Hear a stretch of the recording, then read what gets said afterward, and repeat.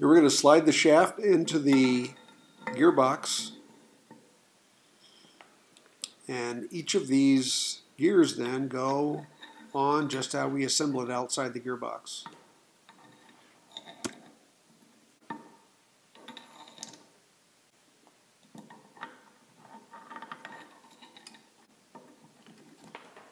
You can't see the pin here, it's just the opposite of the keyway. But this last gear, this fifth gear, locks that pin in place against the casting. The felt wick goes into the keyway that's cut into the shaft.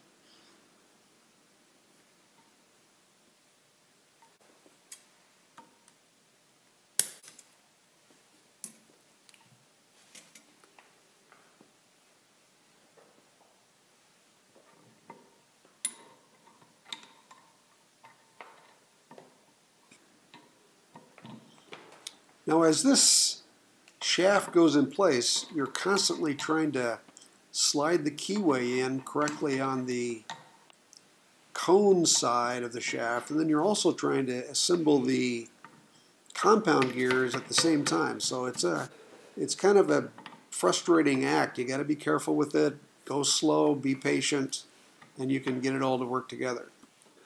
There is only about a 7/1000th of clearance between all the gears and the casting. So it's the last little gear you're putting on here is tough to get in. So just be patient and kind of work it on. It actually took me 3 tries to get it on, and it probably took an hour and a half of dinking around before I was finally satisfied with the way it was going together.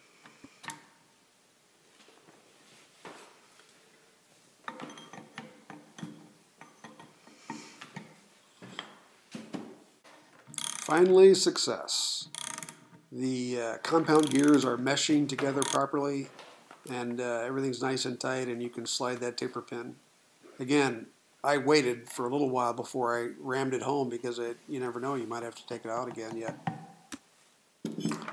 The end of the shaft is flush with the casting, and you can see the felt wick made it all the way through, which is good.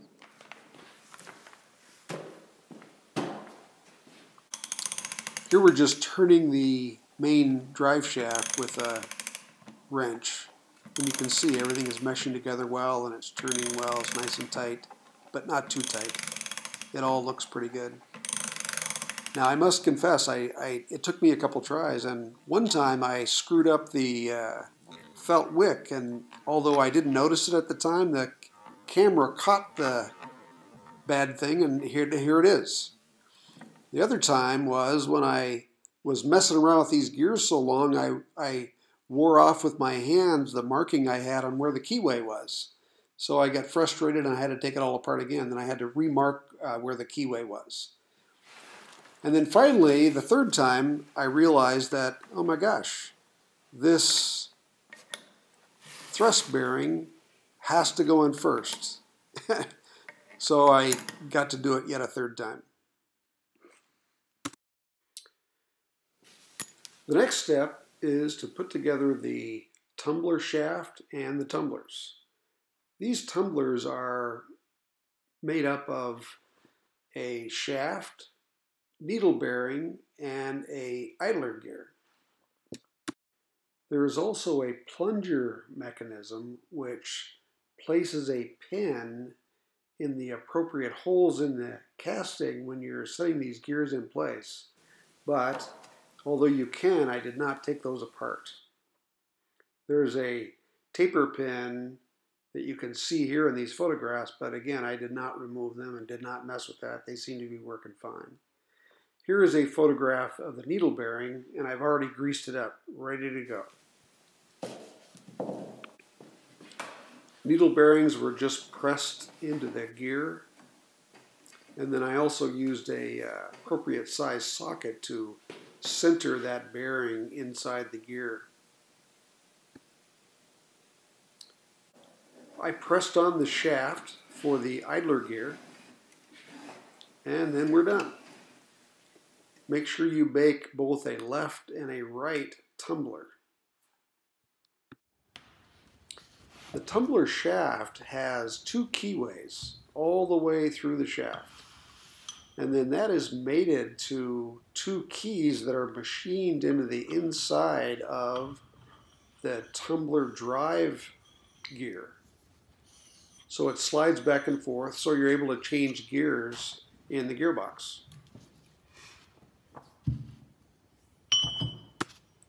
The drive gears are captured by the tumbler casting and then slide onto the shaft. And again, these tumblers are used to change gears in the gearbox.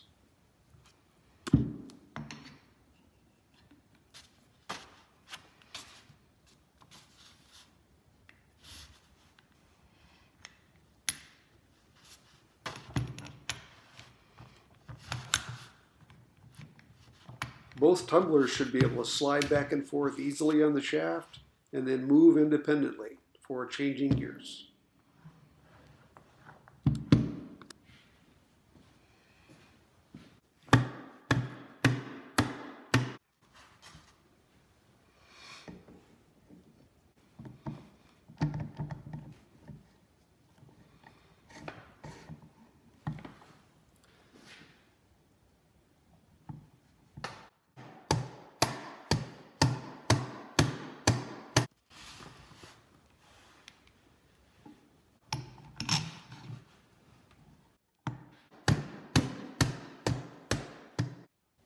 The tumbler shaft requires a couple of felt wicks, just like the other shafts.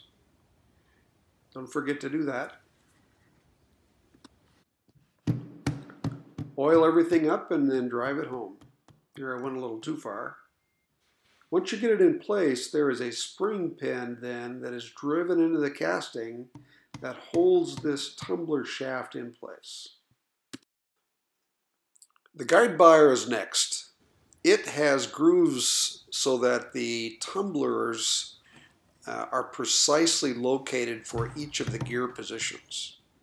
And the guide bar needs to be put in after the tumblers are in position. A couple of screws, and then there's also a couple of pins that hold it precisely in place.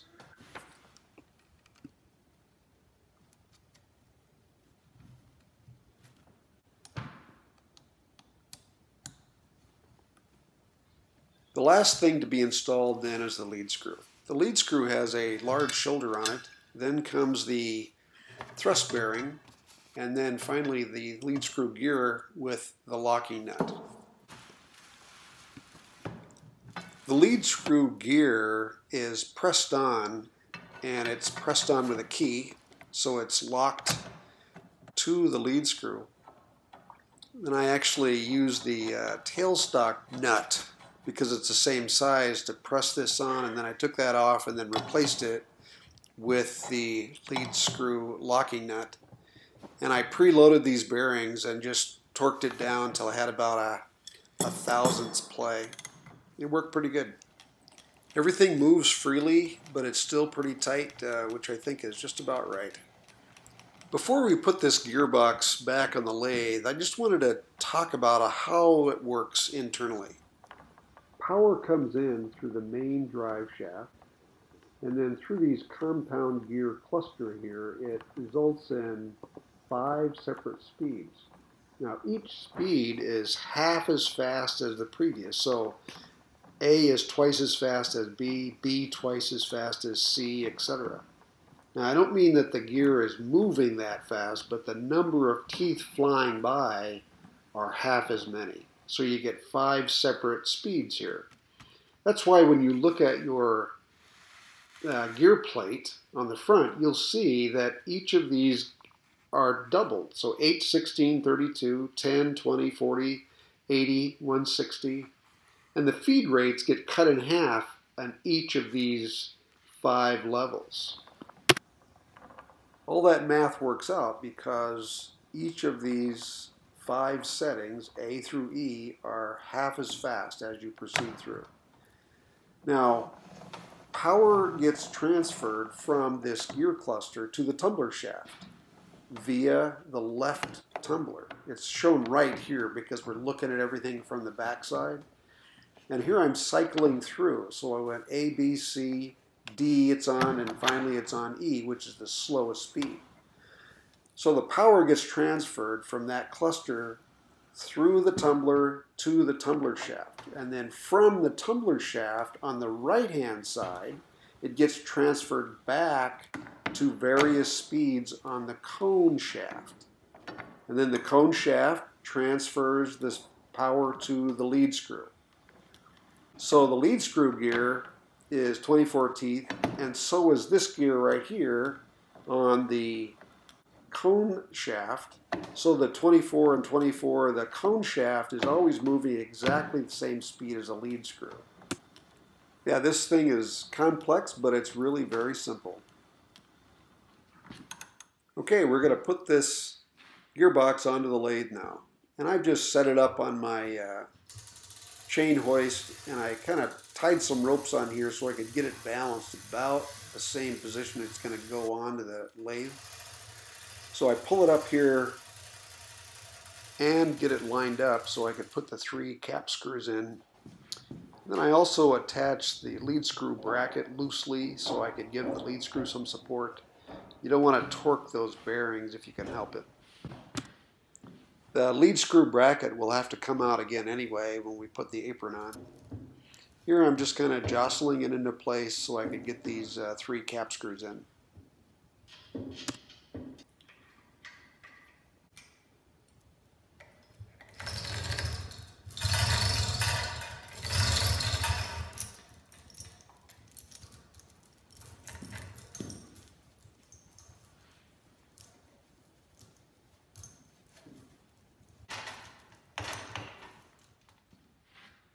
Cap the oil gallery with the set screws. If you recall, I cut these threads in earlier.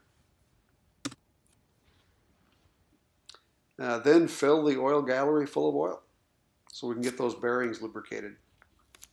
I don't have the oilers yet, so we'll put a piece of tape instead.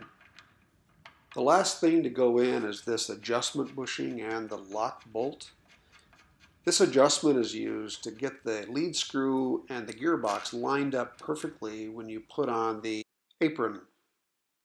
All done.